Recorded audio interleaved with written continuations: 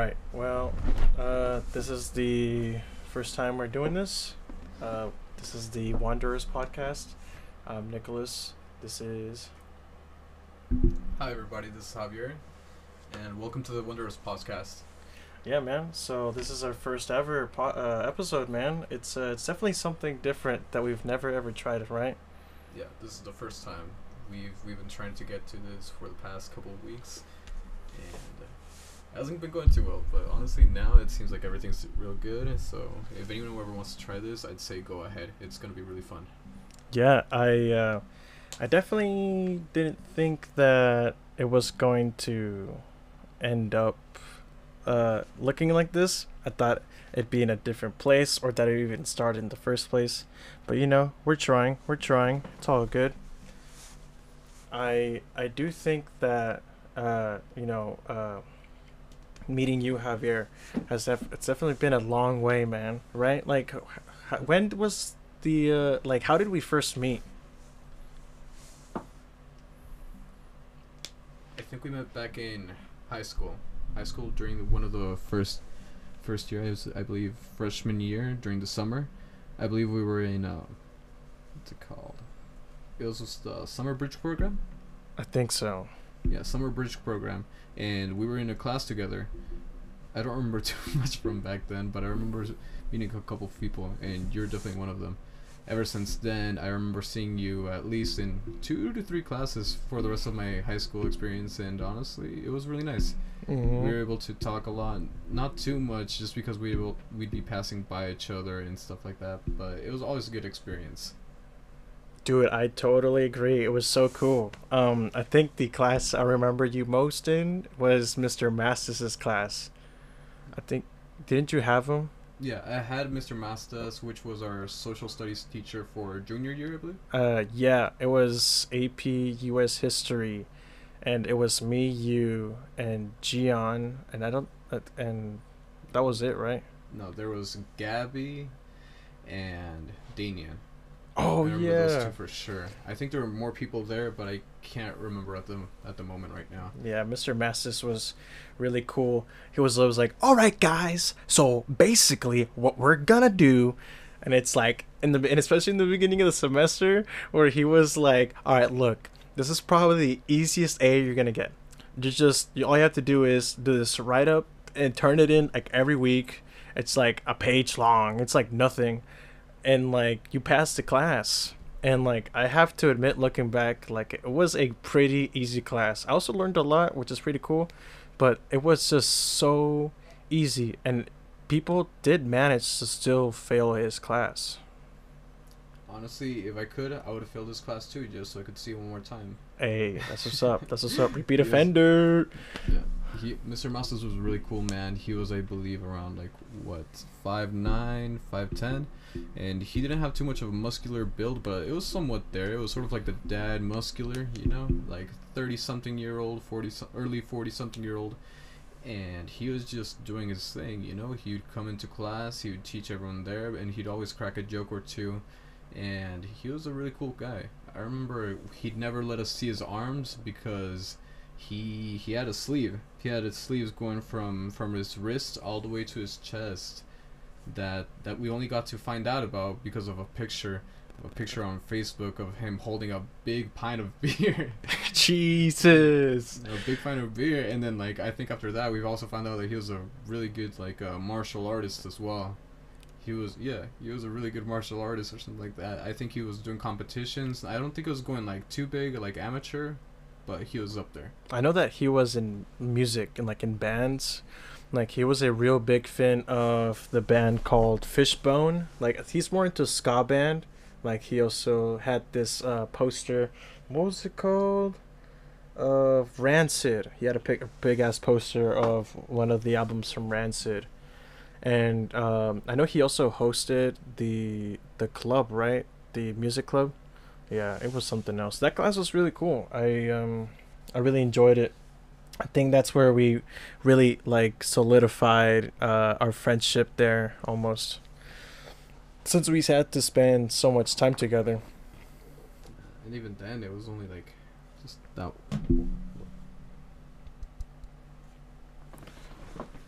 Give us a second. Okay, and then so hey, we're back.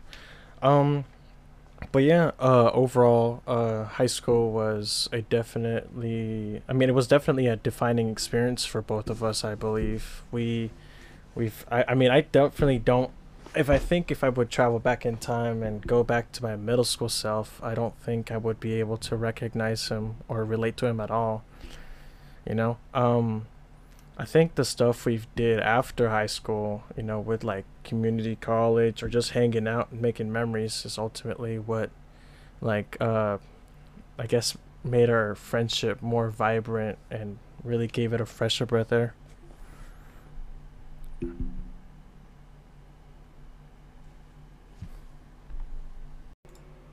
All right. And yeah, with the so yeah, we were talking about like after like yeah, man, so like for example, my community service, oh my god. Am I a prisoner? My community college experience before COVID, it was all right. It was definitely, at least for me, a bit better than high school because I didn't know, I had it pretty shit in high school.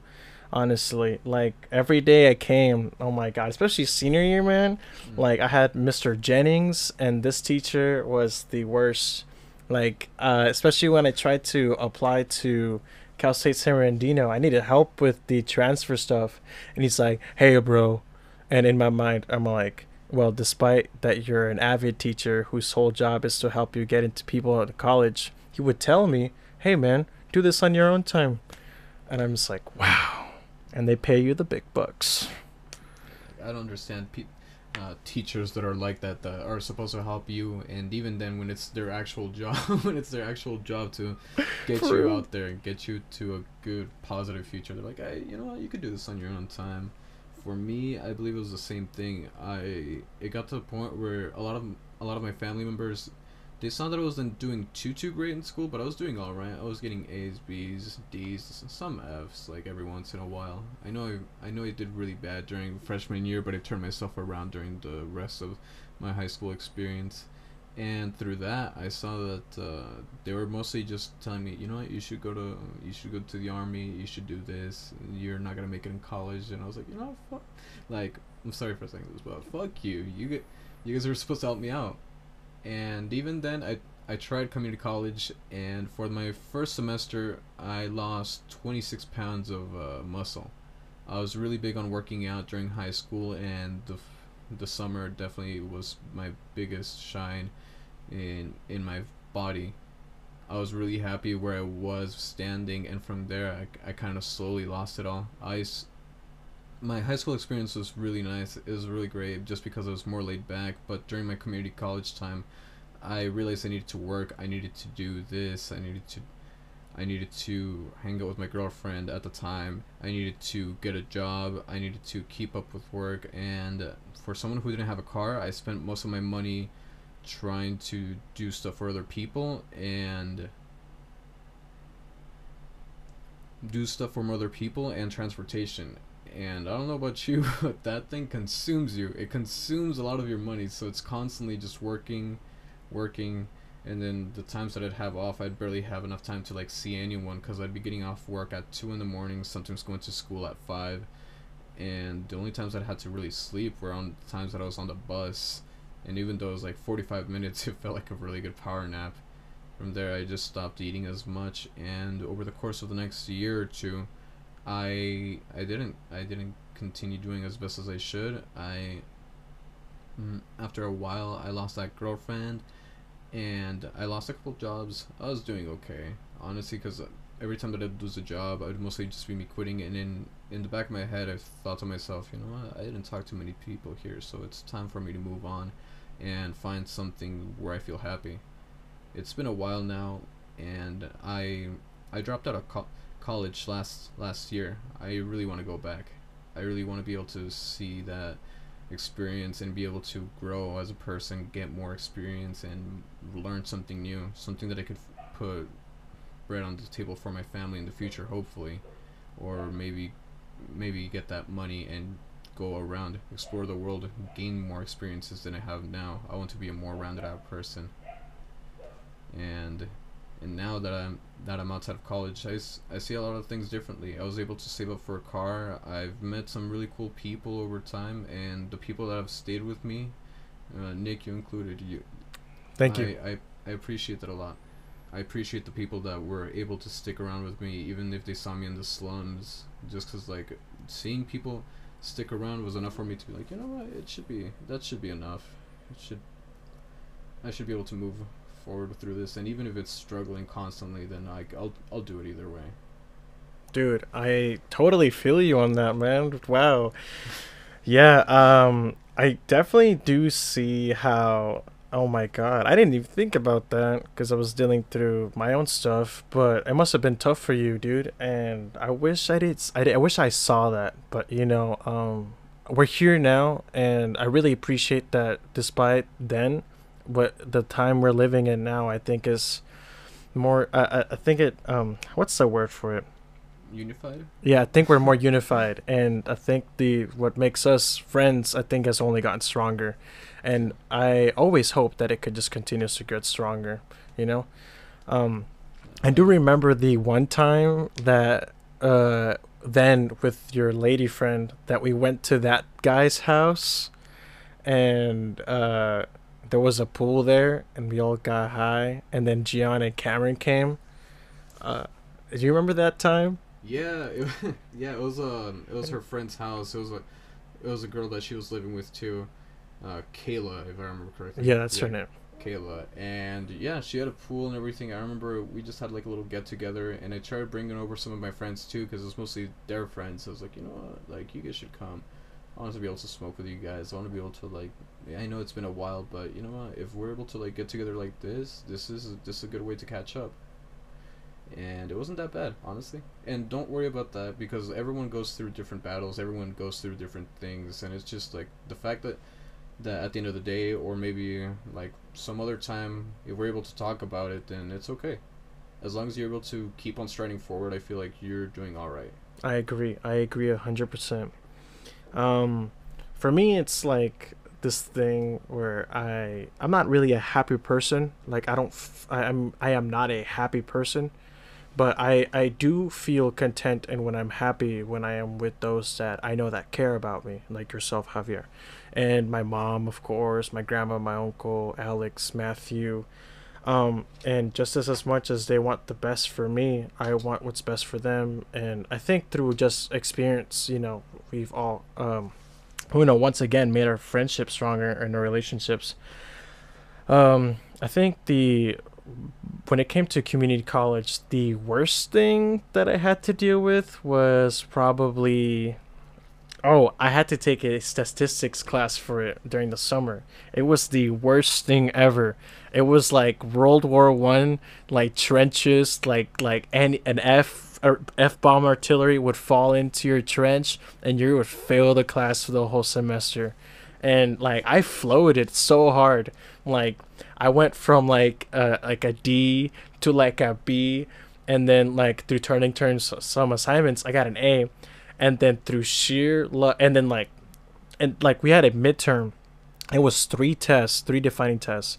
I did dog shit on the first one, so like it was always just a hill to climb up, and then when I took the second one, I did good on it. And then it brought my grade up to like a B, a high B, almost like a B plus. And then some of the kids who were with me in that class took the same test, and they went from A students to like C students, at least in that course. And it was just really funny. And around that time, I was just struggling. Like I just kept binging like Starbucks, like caffeinated, not caffeinated, but had like shots of caffeine in the cans. Yeah. And I just kept binging those like when I was studying in school, and I would just drink those nonstop, and that's where I gained weight. Oh my god. And then when I passed it with the C, I felt like the war was over. We can go home. All right, guys, we did it. We beat Germany. Oh my god. It was so good. It was so good. And we, as a way to celebrate, my friends then, we're just acquaintances now, but it was me, Justin, and Ryan. we sat in the first row in the computers lab because that's where we had the statistics class, and we went to see the King Kong movie, the Godzilla movie at the time. And of course, I wanted to see it in IMAX, but the only thing available at the time was just regular showings, and it was a pretty cool experience because it was like a good way to end off the semester. So I think that summer was probably my most like difficult time in school. I did have some BS professors, and I do gotta admit I was lazy here and there, but I did always strive to pass my classes, especially my English classes. Those were pretty easy. Uh, I had in that same summer where I had statistics, there was this one professor who whose class I did no work, zero, like absolute zero, like, and the only thing that kept my grade afloat were the essays. Oh my god! Like I kept getting A's on all the essays, and because they were worth the most, like I passed the class with a C. Betting on it dangerously right there, because what if something ever happened during one of those essays? I know I can't do that during essays. I'm horrible at English. My thing is just math and science, anything like that. So when it comes to trying to find out what the blue curtain means, I lose my sense of self. I'm like, what am I doing here? What am I learning about right now? I just want to go get an engineering degree, that's all. True, I understand that. Sometimes, like, we get like small short stories, in my online classes, and then they're like, "Hey, bro, I need you to write a 4 to 6 page essay on this 4 page story." And I'm just like, what? And so that's when the art of milking like a subject takes place, and I've mastered that, where I could just like just talk about or just write about this like some dumb shit for like 2 to a half a page long. Oh my god. But I also played like a ton of games. I remember you brought your Switch to the Chafee. Yeah, I remember just when I was waiting for the bus, I would always take my Switch, and it was fun. Sometimes I'd meet people that were down to play with me, and it was just a cool experience to see people here and there. Always being able to share this. I'd always kick ass at fucking Mario Kart. Honestly, that was my go-to right there. Home turf. Yeah, that was my home turf right there. And yeah, I remember yeah, the Chafee lunchroom was insane. I remember always seeing like this weird scene group, but it was so big. It was such a big scene group that like every time that some would like leave, more would come in, and it felt like the same group of people were basically there the entire day. And every time I would look over, I'd think to myself, "Don't you got a class to go to?" You're in the outside, right? Yeah, they'd always be outside. Oh my god, and they'd be like pounding cigarettes. Yeah. Oh my god, yeah. Pounding cigarettes, monsters, and then like they'd have the black and the neon green, and it was just like, I could dig scene, and I could dig like goth and everything like that. Like I'm really into like different types of things when I could find anything new.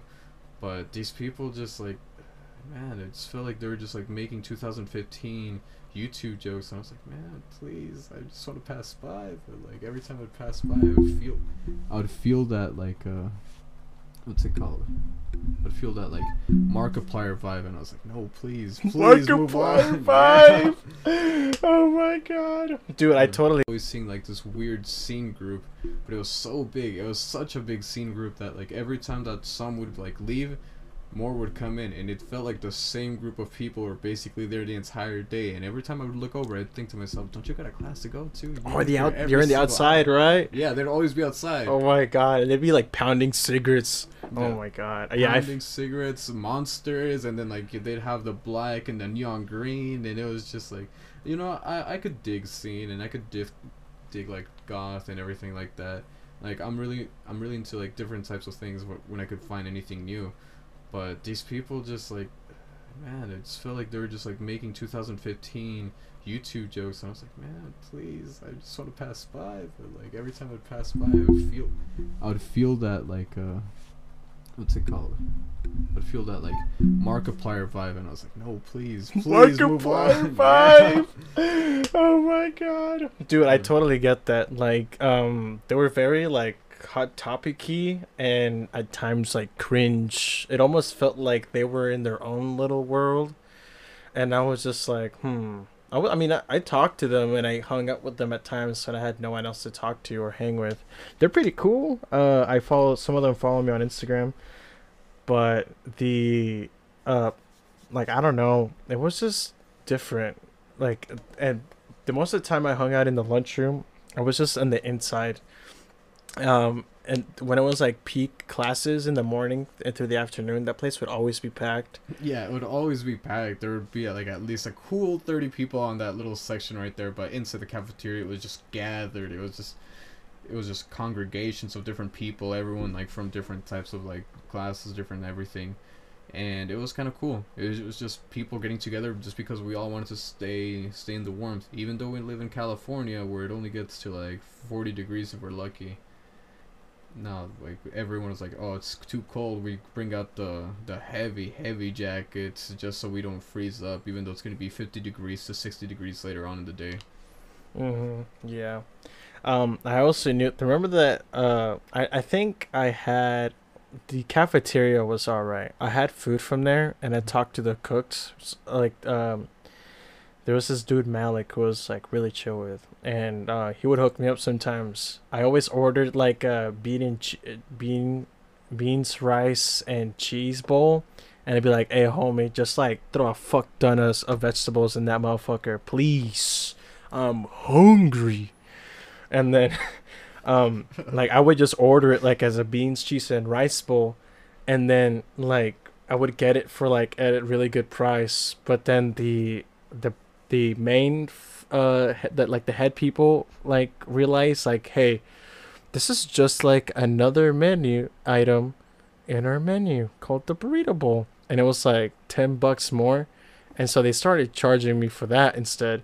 So I'm just like, fuck, it's terrible. I had that with like yerba mate. Like that was I didn't know what the fuck that was, and then I had it. I'm like, yeah, this is crack now. I want to drink this forever. What even is yerba mate? I don't know, bro. Some Magneto, Professor X, biomutant shit. No. I mean, like that is like, is it like a drink? Is it like yogurt? Like those are two vibes I'm getting from this. It was an organic energy drink. Organic energy drink, sort Yeah. of like kombucha. Yeah, some shit like that. Okay. Like your hipster's hipster energy drink. So it's like, because if Heavy, kombucha hardcore. is too mainstream for you, you go to yerba mate. Or yerba mate. I don't know how the fuck God pronounce damn, it. Like this feels like some soccer mom shit right here, where it's just like you only find it in like certain stores at certain times of hours when they're like restocking their shelves, and if you're lucky, you might see a yerba mate. Maybe. If not, you might just have to settle with a kombucha and be a regular hipster. Damn. That's gonna be a shame. Regular hipster. That is something else. Yeah, you Something else. Yeah, you can't be the ones that found something and being able like be able to share with the world. No, you're just the same as everyone else. Oh my god. True. Yeah, I think I also tried their other drinks, but yerba mate just stuck to me. I liked it, and it because it's caffeinated and I have hyperactiveness or whatever the fuck, it calmed me down, and so I really liked it. It kept me awake though, but I never spurred out like I would if I didn't have it.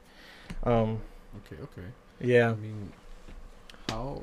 Okay, so how does that work? So if you're hyperactive, caffeine makes you calm down, or how does it make you feel? It kind of just like it kind of makes me more docile. It's it doesn't make me as like you know the whole shit. Just unhinged. So it's like Exactly. instead of like a regular person who takes caffeine, they just like lose it all and they just start getting like more and more like, okay, I need to work right now. No, it's just sort of like it brings you down, sort of like a small mellow smoke that's like been chilling in the day. Exactly. Just, like, Practically, it's weird. Like my heart will start beating faster, of course, because it's caffeine. But it's like, instead of like a massive wildfire like energy where it just consumes Earth. It's kind of like a pit roast. It's just doing that. And so hi, that was my uncle. He came in to say hi. The what I fuck, I lost my train of thought. Yeah. But yeah, Yeah, me too.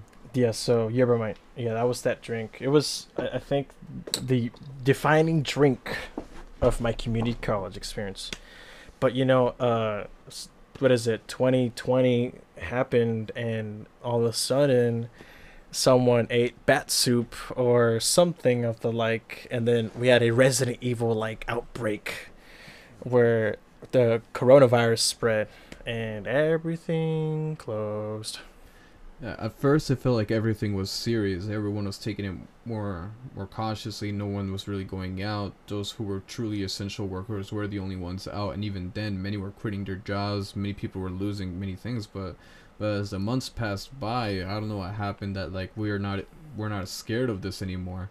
We see this coronavirus like, yeah, it may take out a small percentage of the population, but it's still able to affect many people, whether it be the extremely young or the elderly. And I don't know where that fear left, but it's still deadly to those people. So I believe like we should still take care of them any way we can.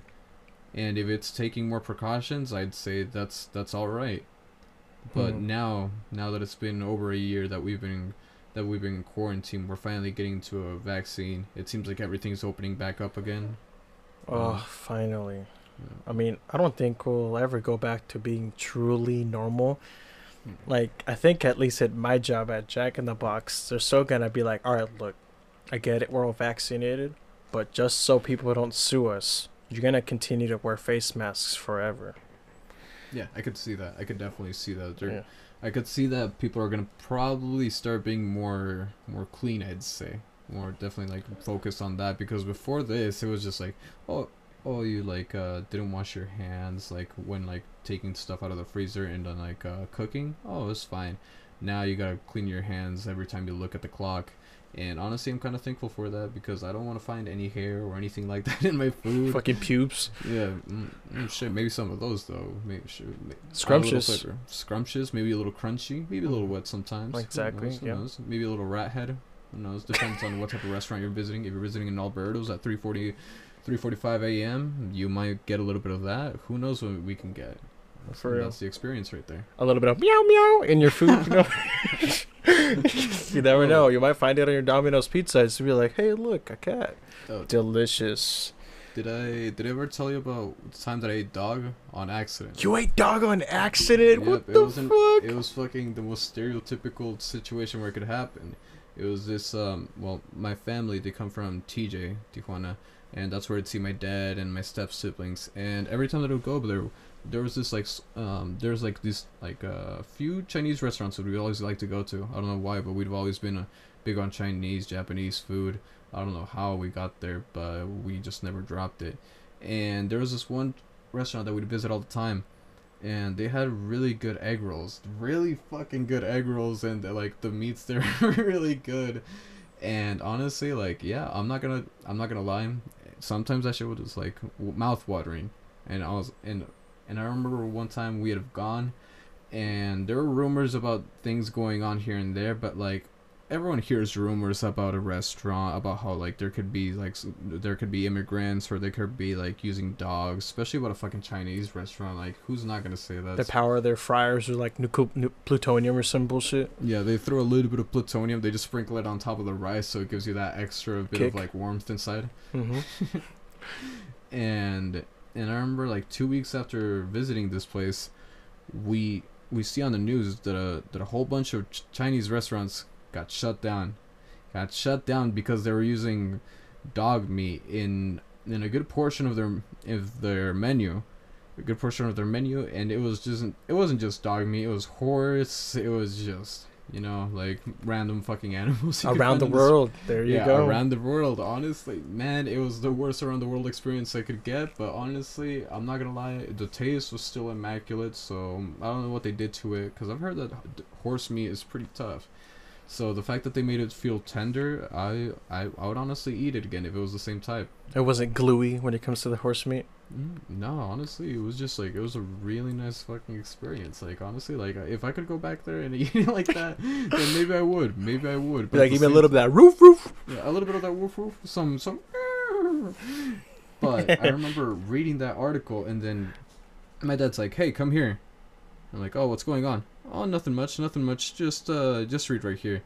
And I start reading. I don't read as much in Spanish as they do in English anymore, just because I started living over here for the past couple of years, and never mind, practically the majority of my life now, 13 years at this point, 13 or 14, and I remember reading it, and as it was going on, I felt like, what's it called? You remember the main chef from Ratatouille, when he's finding out that Remy's actually the son of Gaston? Mm-hmm. Yeah, it felt like that meme where he was just like reading more and more faster and faster, and then the realization hits you, and you're like, oh god, oh fuck, I actually hate this. And I remember like we're like, this has to be a joke, right? This has to be a joke. Nope, turn on the news. They talked about it for like 5 minutes, and then after that, it just back to normal. They closed the place down for like maybe 2 weeks to a month, and every other place, they all got fines and everything like that, but they went back to normal before we even knew it. I wonder if they mean by normal as in, all right, rev up those fryers. We got some to cook. They probably got to stock up right now, so they're probably like, we got to make a half-off deal. We can't let this go to waste. Exactly. Yeah, like they were on those deals. They're like, you know what, we're sorry about feeding you this, so here's a 50% off on the same meat, but you won't know that. We'll say we changed. Exactly. It's well seasoned. It's well marinated. Hey, well cooked. Hey, that marinating, I don't know what it is, but it's fucking heavenly. It could be like Mother Mary's fucking juices, and honestly, that's what it feels like sometimes, because the way it was going down, it felt like I just wanted to eat more and more. I'm pretty sure that's probably the reason why I was a fat child. Jesus. Yeah, I think the only thing I've had that was like almost entirely outside of my comfort zone was the time I got sushi with Alex and Matthew. I had cooked crawfish sushi rolls, and those bastards gave me. I mean, it's a sushi place, but they gave me chopsticks, and I forgot to ask because there was no room to eat, and I was in a new place. I was like, man, I wish I had a fork. But I liked it. It was good. I would definitely go back there again and try their food and try other the food with you. Yeah, trying different foods, seeing different things is always a great part of growing up. Just because you could find something that, like, hey, you may have not liked it when you were a child, but like who knows now? We all change as we grow up, and seeing different things, trying new things, whether it sounds nasty or it could sound pretty good, is completely up to how you take your experiences. For sure. Give me 1 second. All right, and we have returned. So, sushi was good. I know we bonded a lot over video games. We talked a shit ton about video games. Like what we played PlayStation 3 and then 4, right? We especially in freshman year of high school. I remember Alex told me that he traded you Uncharted for Battlefield. Yeah, and honestly, it was because I remember playing Uncharted 3 once, and it was back at my dad's house. I think my stepbrother had gotten it for Christmas, and I remember seeing it, and I thought, like, wow, this is actually really cool. I really like the cinematics and everything. I love the way the music played out and everything, and the way the camera followed you. And when he was like, hey, I'll trade this Uncharted 3 for Battlefield 4. And I was like, you know, fuck yeah, I'll take that deal. And I did, and I did not regret it, because I had 1, 2 already, and then when I finally got the third one, it felt like I had gotten all the missing pieces. It felt like it had all fallen into place. Trifecta. Yeah, the trifecta had finally come in. Damn. And it wasn't that bad. It's all good, man. We'll get a bit tired. Yeah, man. I remember then that I was like super big in Uncharted. I mean, I still am. I mean, the fucking statue's right there for Uncharted 4. I just dude's holding his about to pull out the gun from his holster eternally, but he'll never pull it out. But yeah, I only had Uncharted 3, and I got it at when it was on sale at Target because I thought it was so cool. And then like down the line, I ended up getting the greatest hits collection of the Uncharted 1 and 2 pack, and I started playing the fuck out of that. It was a really good story. I gotta admit, you're definitely right on that one. Yeah. The story wise, it was just honestly amazing, and honestly, every time I'd finish a new one, I knew that like I thought to myself, well, I have 2 more games or 1 more game, and every time I'd finish it, I was like, I don't know what I'm gonna do after this. Until I found Infamous. Infamous was something else. Infamous was amazing. Honestly, the story, the powers, everything just flowed so perfectly. It felt like, what's that game? Prototype.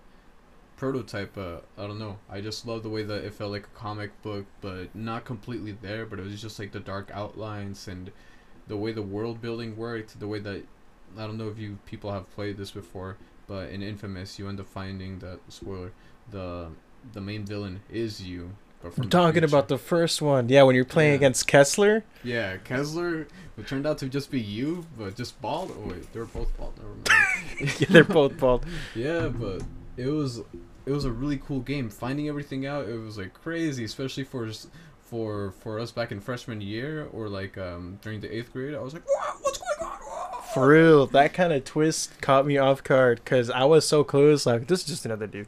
Yeah. And then he's like, no, I'm sorry, excuse me for my language. No, you're gonna get canceled now. Yeah, canceled. It's like, hey, stupid, this is actually, I'm you. There you go. And it's like, and then you ended up, like, what I find crazy is, like, because once you realize that Kessler is you, or you are Kessler, and I'm like, damn, those are some cool-ass powers. When do I get those? And, I think the thing I liked most about it, because it was on the PS3, was that because the DualShock 3 was, or the 6-axis that it was called at the time, had like motion sensors. When you summon the lightning down, you can control it with the controller by tilting it.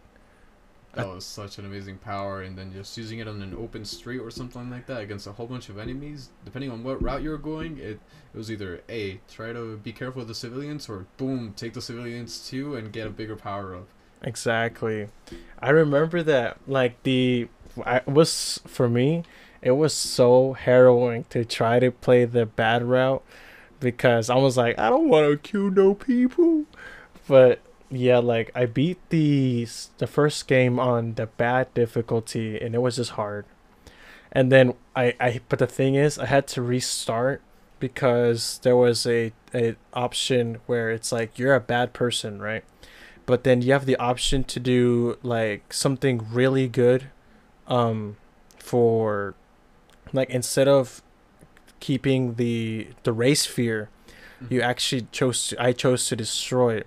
And it's like you become from bad, and all of a sudden you're a good guy, and it's like you complete redemption. I'm just like, fuck, this is cool. But at the same time, I need that trophy, and collecting those shards was a pain in the ass. Just finding every single shards hidden throughout the city was just something else. And then the little phone, what is it? Dead drops? The dead drops. Yeah, the dead drops all over the fucking like dish satellite. It was something else, honestly. And every time that it tell you something new, it was just like a small snippet of a story, and it felt like getting them more and more. It felt like you were figuring out something else, like maybe a little side quest. But it was honestly just a really nice experience. Anyone who hasn't played Infamous, do yourself a favor and go play this game now. I agree. Like, if you have PlayStation Plus or PS Now, or if you have some kind of godlike emulator, I would recommend it. It's a pretty snazzy game. Did you play the second one? Yeah, I played the second one and the side game, the what's it called, Festival of Blood. I never got to play that. Festival of Blood was really cool. I think it only took like 2-3 hours to beat. It was a really short, small game, but it was still really fun because it was basically the same city of, I think it was New Marais. Yeah, New Marais. I always thought it was New Orleans. I don't know why. It practically is New Orleans. Yeah, it feels like more of like a knockoff version of New Orleans. Back in the bayou. but seeing everything like that, and it was just like almost like Halloween decorated. It was a really cool experience, and and I think it was in the beginning or the end of the game that they finished it off with like a weird little like jump scare, and it was the funniest thing ever because they had this character Zeke jump up, and it doesn't show you the rest. It was almost like one of those like 80s thrillers, what's it called, jump scare, where they just show you like the reaction of like the person who's about to get eaten or something like that. They're like and then that's it. And Weren't you were fighting the I know I've looked at the like a walkthrough from the Rad Brad, and I know I know as Cole McGrath you end up fighting the Bloody Mary. yeah, you end up finding the Bloody Mary, and you're supposed to kill her by the time the sun comes up. So you only have one night to take her out, or you're stuck as a vampire forever. And throughout the story, you see like how much more and more Cole McGrath is becoming like that, and his original powers, his electricity, is sort of like mended into the ideology of being a vampire. And you could see him like suck. Not only is he sucking like electricity out of people's bodies, he's sucking blood now too. He's becoming like extremely powerful. I feel like if you were able to carry those powers onto like a regular game, then you would have been OP. You would have definitely been OP. But the experiences that you had in there too, like maybe like the giant like vampire mutants that roamed around as bosses, they were really fun to beat, especially because they looked so weird. So you're like, oh, what the fuck? And then taking them out was honestly really fun. It was a shame that it was such a short game, but it still did the trick. It definitely still did the trick. I think the base game for the second one is also pretty cool. I really enjoyed it. I played it multiple times, and one of the things they gave you was the amp, which is like this sword thing that was just like this like big ass like over glorified fork, and you like channeled your electric powers on it. And then as the game progressed, you got to choose between having like napalm or ice. But yeah, Nice. yeah, the baby. I knows that I always liked the ice powers for the mobility. Like there was the one move where you create an ice spike on the soles of your feet, and it would propel you forwards. And I would use that plus the elevated, because like if you upgraded your base electric powers, you had the ability to make your gravitational like floaty thing, like it would give you like it would boost you, and then you would start floating down. So I would combine that, the ice, with the gravitational thing, and then eventually you even got a tether, which is like a grappling hook. It was insane. The tether basically made the game a whole different thing. It was honestly like my go-to weapon for everything. It was just, oh, there's an enemy right here. Either zoom to them like Spider-Man or like bring him over to you. Just beat them with the amp. This massive club that looked like a fork, but just had like thousands of volts running through it. And I don't know how anyone was able to live through that. I don't understand how any single like enemy lived through that. Because they'd always get up and they'd be like, you're not gonna get away with this, or something like that. As you brutally decimate like all their friends, and then you're like, you know what, I could take them on. Yeah, I'm built different. Yeah, but then during the evil route, where you're supposed to take the enemies, and then you're supposed to take the cops, and then you're supposed to take the civilians, it becomes so much. I honestly feel like it was a lot harder that way, not because of like the moral choices, but because you had a lot more enemies. I agree. It's not like you could like call on anyone or anything like that. And yeah, you really didn't have anything. I think you only had like one, maybe two allies, and the only two allies that you really had were like, one was a friend from before, and he didn't have any superpowers. He only had a magnum. Yeah, Zeke. Right? Yeah, Zeke. Yeah. Zeke was honestly one of the coolest and weirdest characters in all of video game history, just because he ran around in just like what's it called? Weren't they like high top Converse that were never like tied all the way, dad shorts, and then the classic like Hotline Miami button up shirt with like short sleeves. And then the gold chains. You can't forget the gold chains. Exactly, the chains, and he had like this Elvis haircut, right? Yeah, the Elvis haircut, and it honestly felt like a weird like Elvis impersonation every time you see him. But he was a really cool character. Yeah.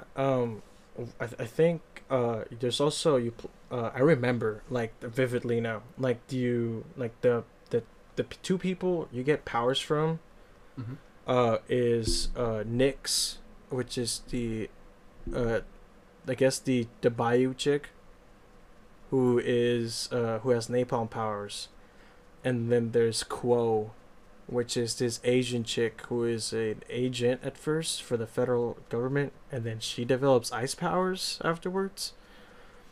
And then it was kind of funny because the entire time you play as in the game, the Nyx is always tied to the bad options, and Quo is always tied to the good ones. But then, depending on what ending you choose, they would choose starkly different paths.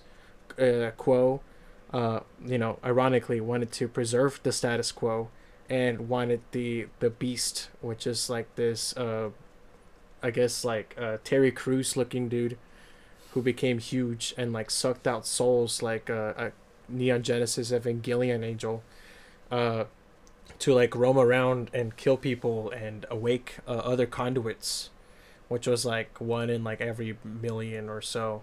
Yeah. And then, or the good ending where Nyx is like, no, fuck this dude, man. And then you choose to uh, kill the beast, but in return, you kill all the conduits on Earth along with yourself. I personally liked the good ending. I thought it was sad. I was like, and then there was always that like last minute clip of when your body was being transported over a boat where a lightning shot over it, and then that always me thought that there was gonna be a sequel because he got revived or some shit like that. Yeah, it just felt like there was gonna be something new, and that's what I was wondering about. What's it called? The Second Son, Mm-hmm. because they don't show you if Cole McGrath lived or died, but they just sort of like continue the story that there are more conduits out there.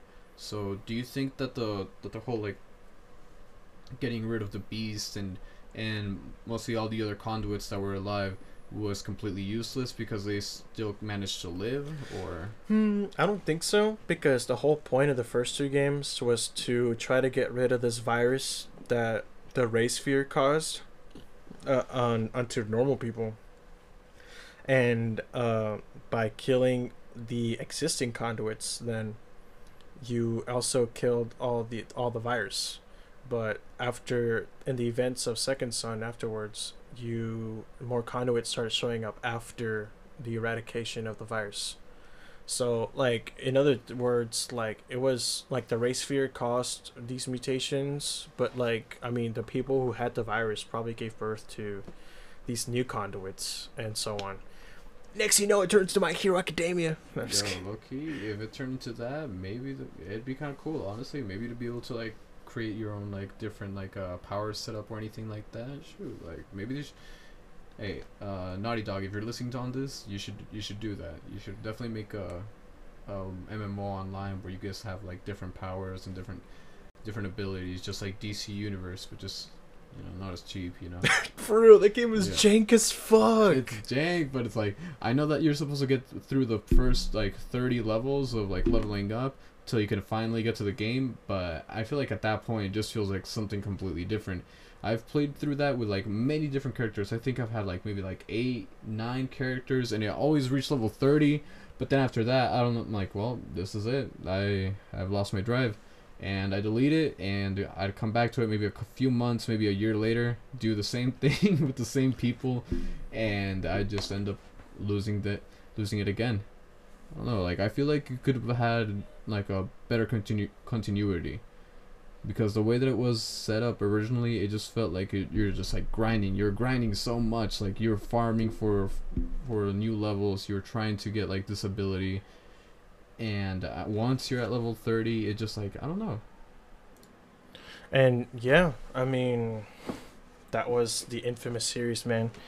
Like, yeah, that was like one of the earliest game series that came out. The infamous Second Son was definitely one where it was like almost it was one of the release games for the PS4 at the time, right? Yeah, it was one of the, I believe, like one of the startup games. Like, what are those called? The ones that come as soon as the console comes out as well.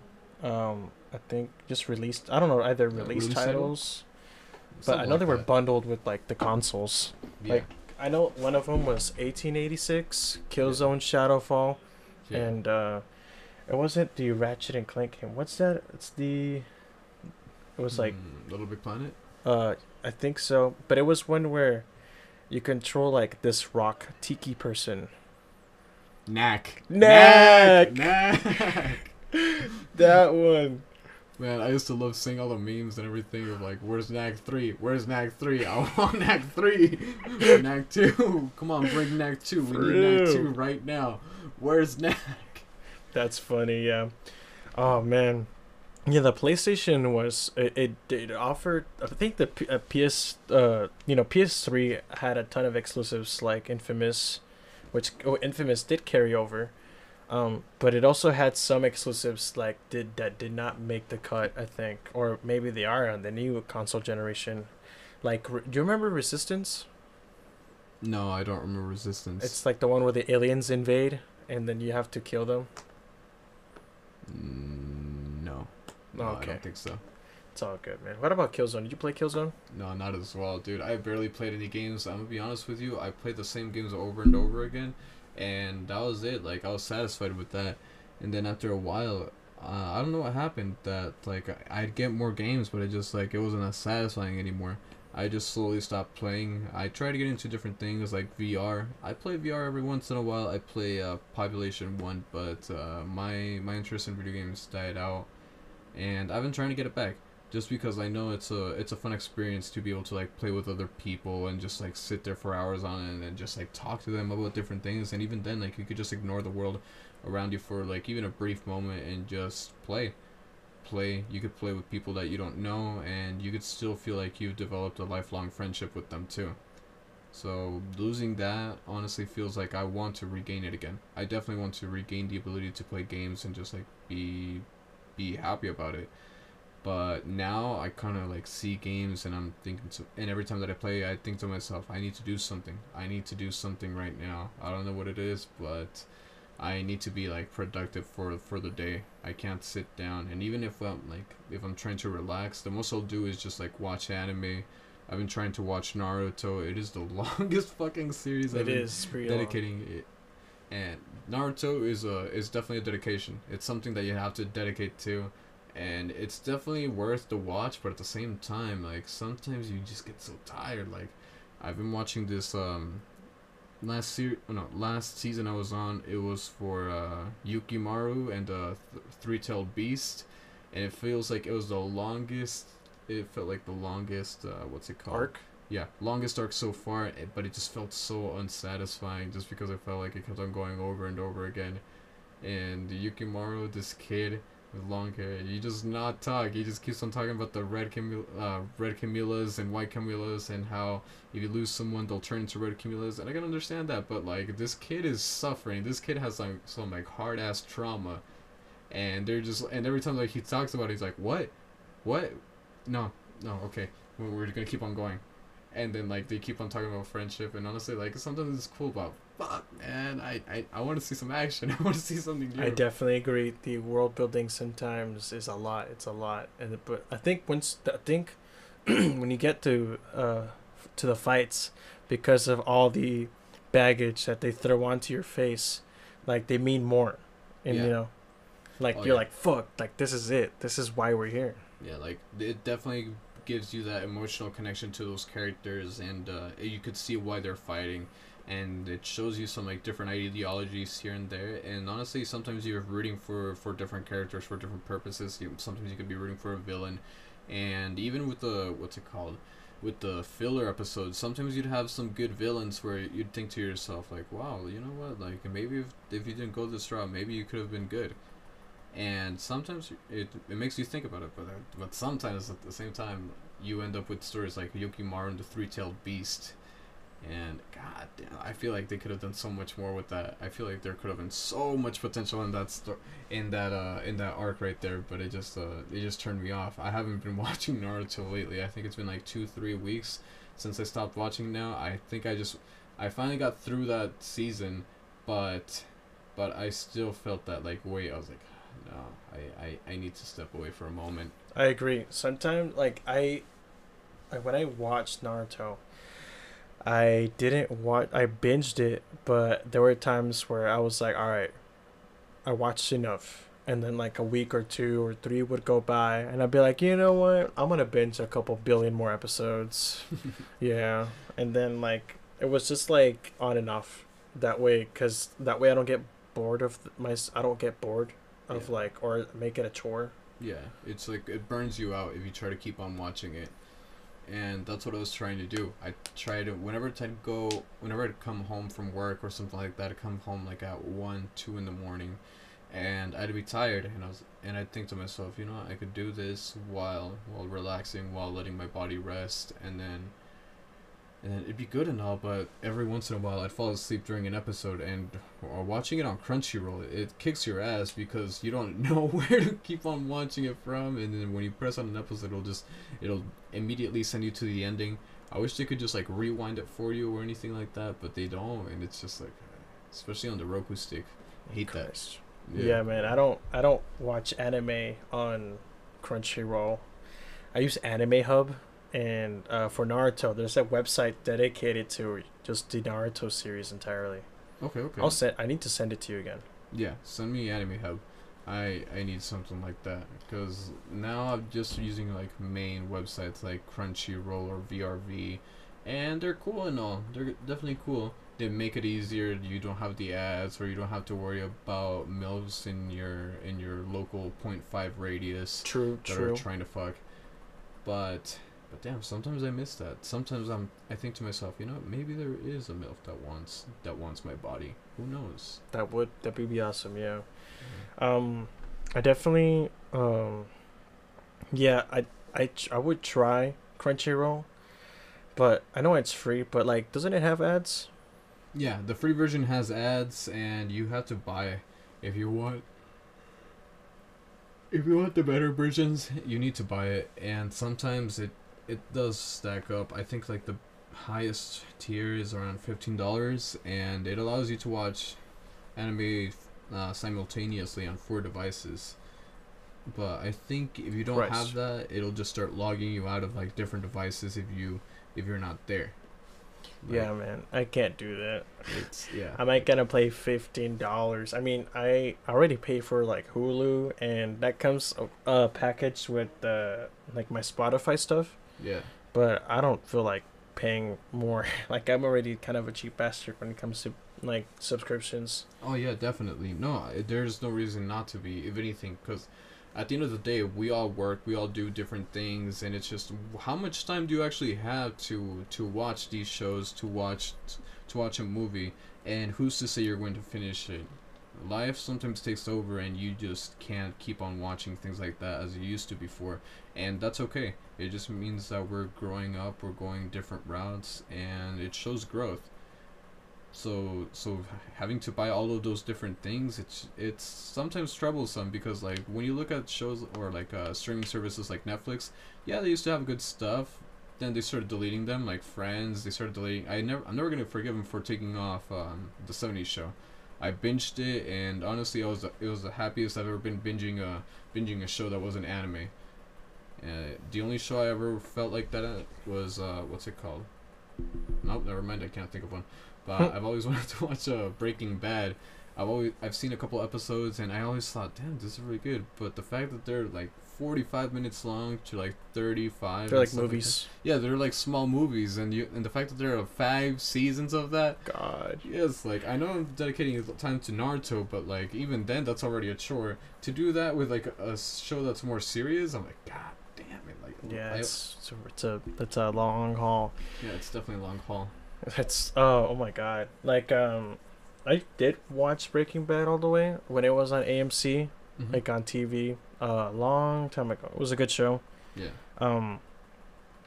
I know that Breaking Bad is still there. I don't know if I would go back and watch it again. The last shows I watched on Netflix that I binged were The Good Place, and then Community. Community. Yeah, What's the one Community?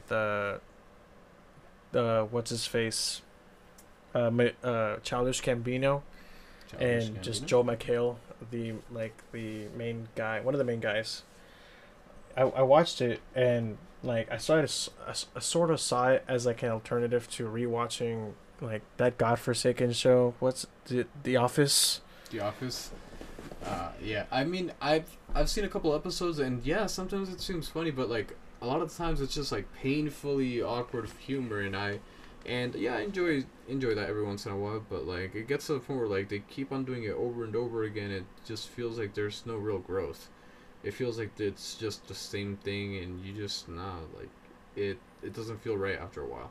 Or that's how it felt for me. Yeah, it's yeah, like the earlier seasons, they would have Michael do like these really like cringe like dialogue, and it's just like God, can they kill off his character somehow? In a show about being in an office, how are they gonna kill him off? Like with a stapler or something? Yeah, that's what I'm saying. Like, how could they possibly write his death this early? Would it be some Game of Thrones shit? I mean, Will it be some Breaking Bad shit? Like, um, I don't know, man. Like, God, like I just and then like the later seasons, they toned his character down a lot. He was still like the idiot, like he was just stupid the entire time, clueless.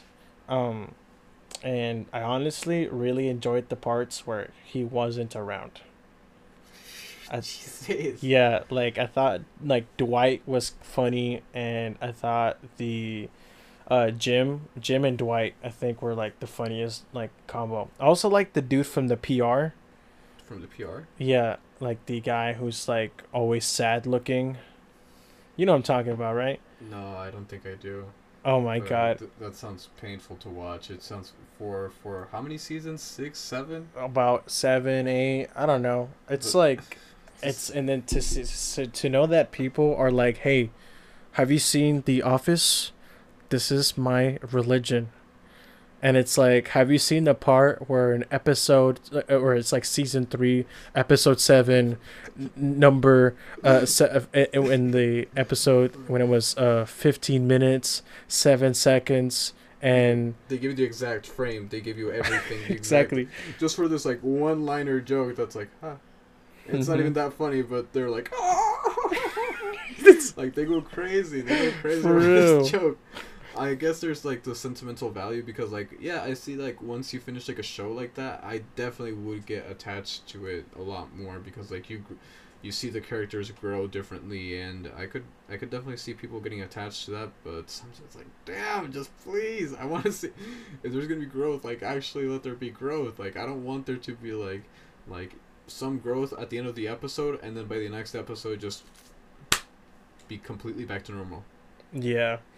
It's this is where like I didn't like I when I watched it I was like it's alright.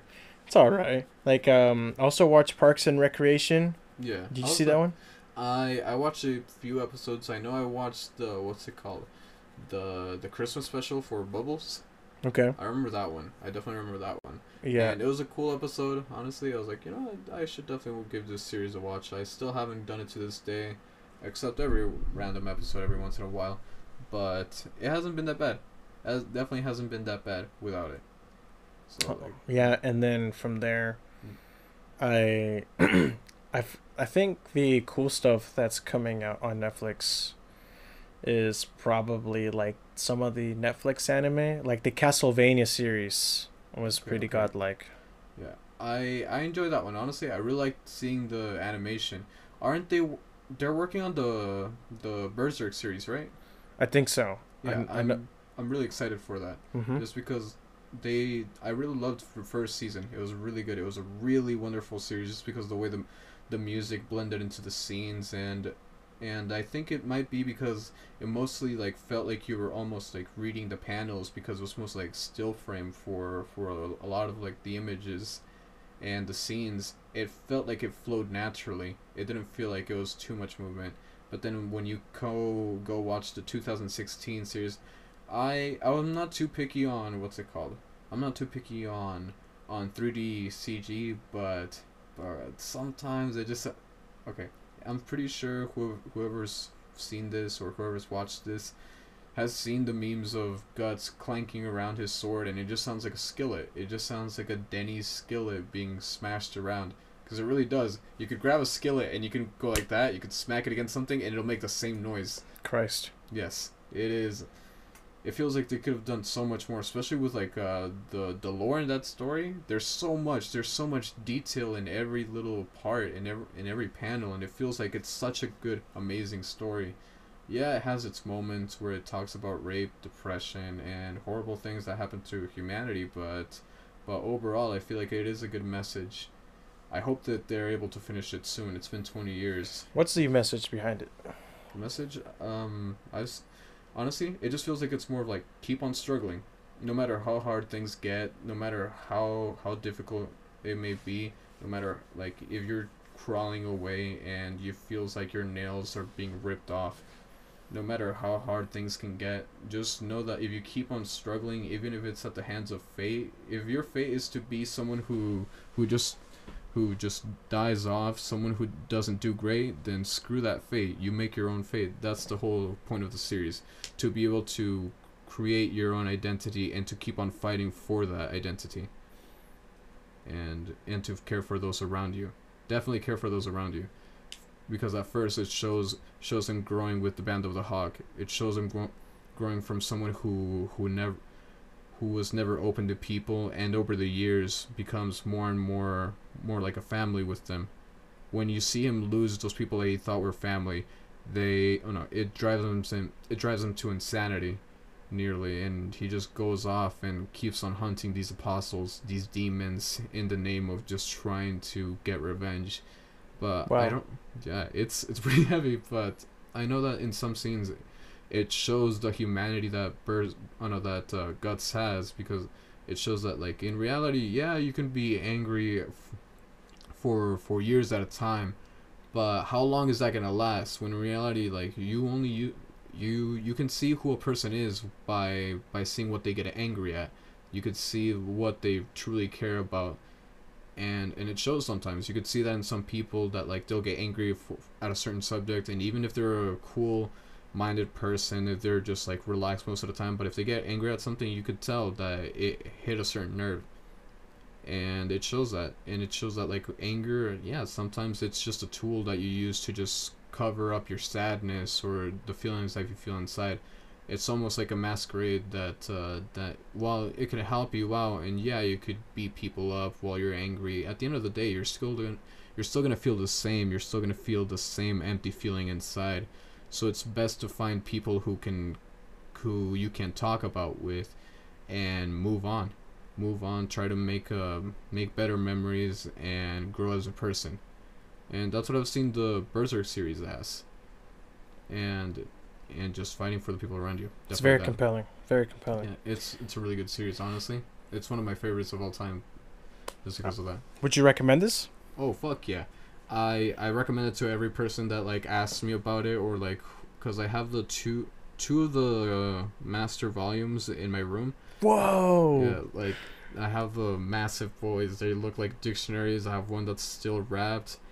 And I want to keep it that way just because I read it online I don't know how many times, and seeing it like that, it feels sort of like an accomplishment just because it shows like the dedication I want. I agree. I'm definitely going to get that emblem tattooed on me someday. Let's go! That's definitely dope! Gonna happen.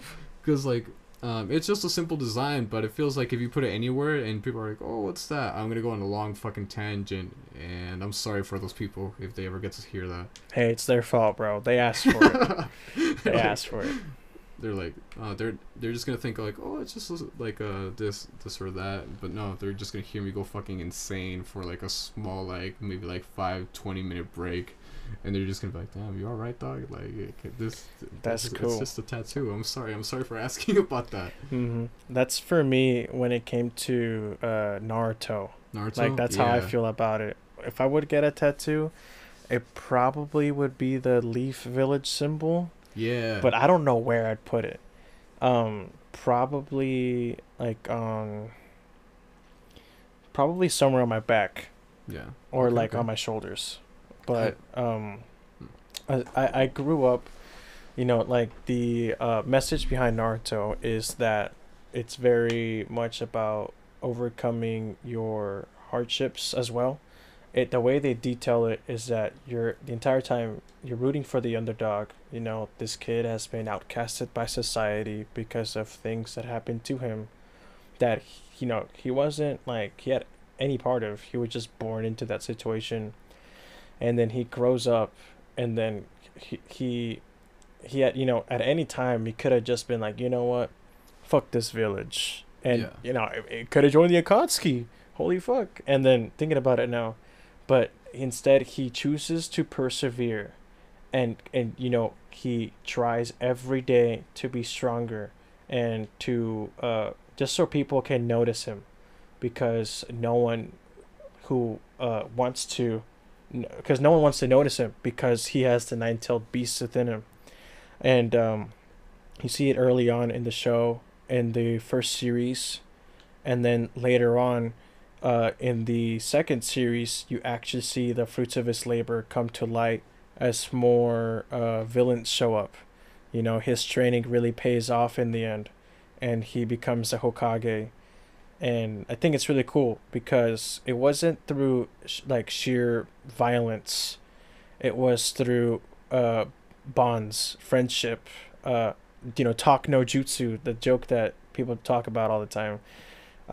It's about being like forgiveness, and and when it came to the actual fights themselves, they're pretty godlike with the choreography. I mean, you can agree with that, right? Yeah, they have really, really good choreography. That's what they're using every single, what's it called? Every single like SoundCloud rapper. Like, Exactly. Like all the AMVs are the same shit. they are, but they're so good. They Just are. 'cause, like you'll think of the fight, and then you hear like, even if it's like a mid song, you see that fight again, and it gets you hyped. It gets you feeling again. You're like, yeah, yeah. Like it'll get you really excited for what's coming next. They should put a the baby AMV with Naruto fights. That'd be pretty cool.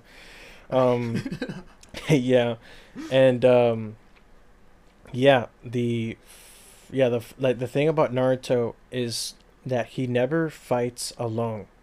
He always, because although he is one of the strongest, like in the show, like shinobi or ninjas in, I don't even know at that point in the late stages of Naruto if they're still ninjas, but they end up being so, he ends up being so strong, but he still always needs the help of his friends to accomplish or he has to beat the bad guy of that arc. And I think that's really cool because it can reflect on reality where, the metaphorical bad guys, or the actual bad guys you have to deal with, you're not alone. You have someone to rely on. Yeah, Don't be definitely. afraid to ask for help, because eventually someone will answer the call. Yeah. And that's something I try to do with my friends, is I try to answer the call, and or sometimes I'll just feel inclined to just like answer it ahead of time. Like I pre-ordered that son of a bitch, man. I'll call, like You I'll already know call it's you. coming in. Exactly, I'll call you like in the most random times. I'll be like, hey bro, you doing all right? You good? And because in the end of the day, no matter how much shit you could possibly buy, like it's the people you meet in your lifetime that you truly get to know as friends are only there once, Yeah. and you have to treasure those people before there is no time. Yeah, you definitely have to treasure the people around you and make sure that you treat them right, because you don't want to end up going with a many regrets. At least, if something does happen between you and a friend, and you can't talk with them anymore, give it some time. Give it some time. Hopefully, you both grow as a person, and maybe in the future, maybe it could be months, weeks, maybe days, or maybe a couple years, be anything around that time, but it doesn't matter as long as you guys are able to get back together and see that you guys have grown as different people. Then it could help you. It'll definitely help you to see the people around you just become more adults and become more rounded out, and that's what I'm hoping for. I'm hoping to see everyone that we have around us just grow into grow into different people, and we could all become like different different in our specialties, because I know everyone has different things that we all strive for. Nick, I know you want to be a English teacher, correctly? Yes. Yes. Do you still follow this career? Yeah.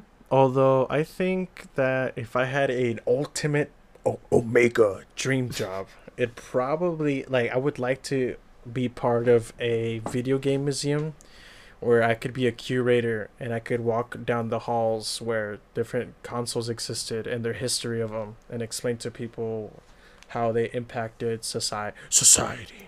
And we live in one. Society. Exactly. Yeah. And how much video games have influenced yeah, this century since the inception of the fucking like PlayStation 1, the Atari, GameCube.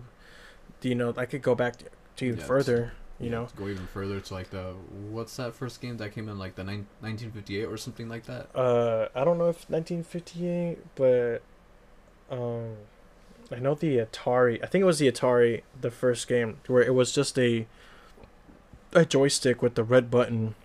Yeah. And it was it was like Pong.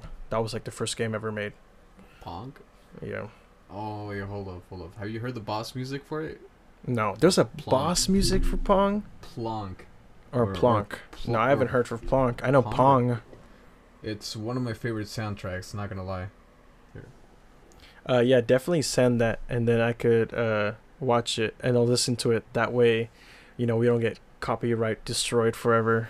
Oh yeah, definitely. But if anything, we could just like if we could use like a small snippet or anything, like let's say like a video of like a water bottle, a water bottle falling down. Maybe we could use that and claim it as our own. All right, But show it. Block right here, Ultra HD remastered.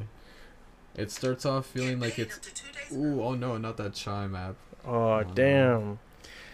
Damn. You gotta love them pizza ads. Dude, Oh, and and Grubhub Grubhub next. with their abysmal fucking design of God, characters. corporate. It starts off like this. It starts off like sort of like a Halloween theme, Okay. and then it just, I don't know what happens, but it feels like it just turns into Hotline Miami. Really? Yeah, it goes insane. Let me hear that part. Skip it to it. Yeah, like it starts off like this, right? Uh huh. And then Wow. That is Yeah. something else. and it, how old is this? This is from the NES. SNES. Yeah, the SNES.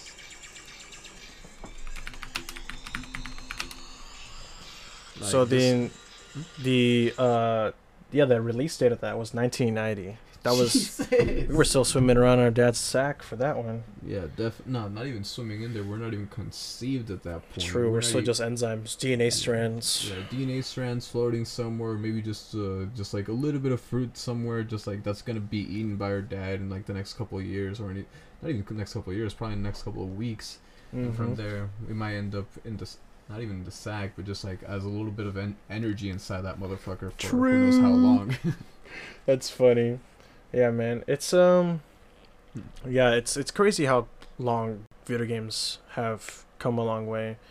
You know, I know like when it comes to the PS4, like when Uncharted 4 came out, you know, recalling back to the Uncharted game, Yeah. the game really pushed the boundaries of or like the limits of the PS4. Like the game is gorgeous. It's a gorgeous game, and honestly, I love the fact that it was able to run smoothly on it too. It didn't make the PlayStation 4 sound like a jet turbine like how Cyberpunk does. True. Cyberpunk makes your PlayStation 4 sound like it's dying, like it is a dog on its last It's like, help! breath. And then like when you look at the game and it looks like it's running on like 720p, and you're just like, bro, what happened? Like, why can't you guys like optimize this or like crunch it down? Because you know we did that with so many games, like the Dark Souls series.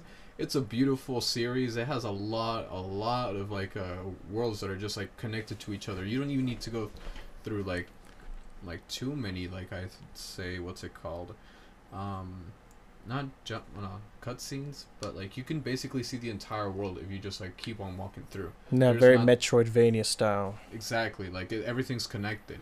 Like everything's connected. You could keep on walking through without that many loading screens, and the only loading screens you're gonna see is if you die, most likely, or if you're like trying to get to the Firelink Shrine. So you'll definitely see a few of those, a lot of those actually, an abysmal amount of those, but in reality, it's just a game that's like long. It's a really, really like it's very detailed with everything that they do, and they crunched it down to like what, like 30 megabytes? Oh no, not 30 megabytes. That would be 30 too gigs. Small. Yeah, 30 gigs. Like, how is a game like that that's small? It's kind of crazy though. Yeah. It's Because insane. if you look at like modern games, it's like Call of Duty, like 2 billion gigabytes. Hey, that's not too bad. That's Hey, not true. Modern Warfare is only like 200 or so gigabytes, almost 500 with all the DLC downloaded. and it doesn't make sense that it's just like that it's this big. The game is this big, but it could be crunched down. It could be crunched down. Like, I don't understand what developers are doing, that they're trying to normalize like having big ass like files for games, when we know, like, we've been working for this for like who knows how long, like for at least like the past 20-30 years, like making games like smaller, run better, optimized to go faster and smoothly. But right now we're just like pushing games that are just like like too big to even like to even keep on your console. I agree. Yeah, Because like, how many games can you keep right now if you try to have Modern Warfare? Like if just on my $500, well it is, was on my 500 gig PS4, probably like one or two. It's almost like they're doing it on purpose. Yeah. If Have you heard about that? That there may be, I don't know, like, I think it was a conspiracy that like they were making it big like that, so you don't have many other games on there. Yeah, but I mean, I'm safe. I have a 4 terabyte like external hard drive, so They're gonna catch up to people like you and me that have like the terabytes in there, be like, and they're gonna be like, you know what, especially you get the special edition, you get the 800 gigabyte version. 8 terabytes. Yeah. God. Like, oh, hold up. If you have a supercomputer at home, lucky for you, you can help us be a server for us. What will we pay you? Absolutely nothing, but you may get a skin. Well, we haven't decided on that yet. Maybe if you're lucky. True. That's insanity, bro. It's actual insanity. Like, who does this? Who decides this at like big game corporations? Mm-hmm.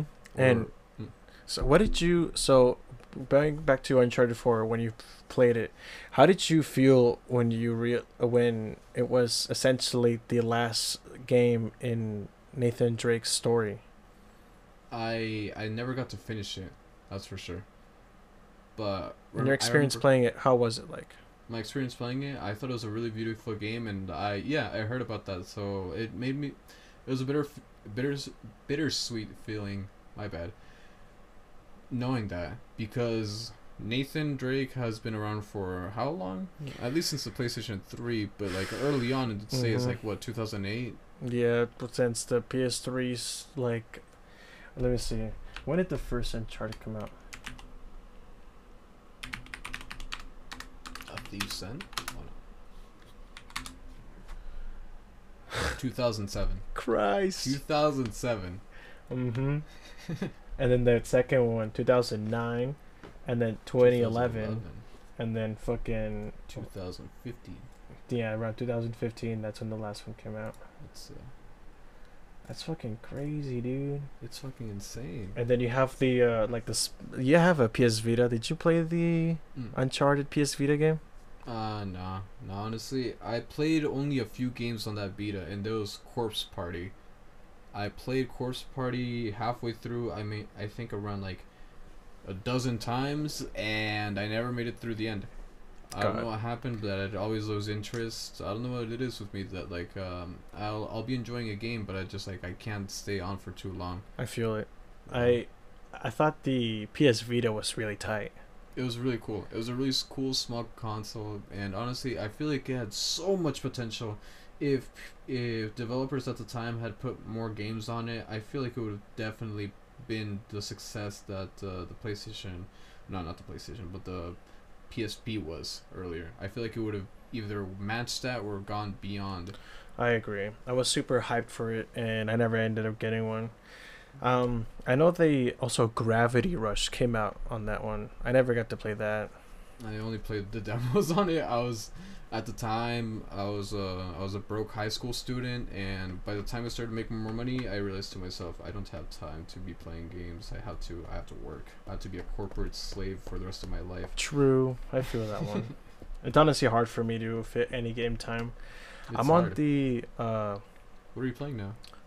nowadays I've been playing Dying Light just to for the sake of the parkour, and also Hades. I'm playing Hades a lot.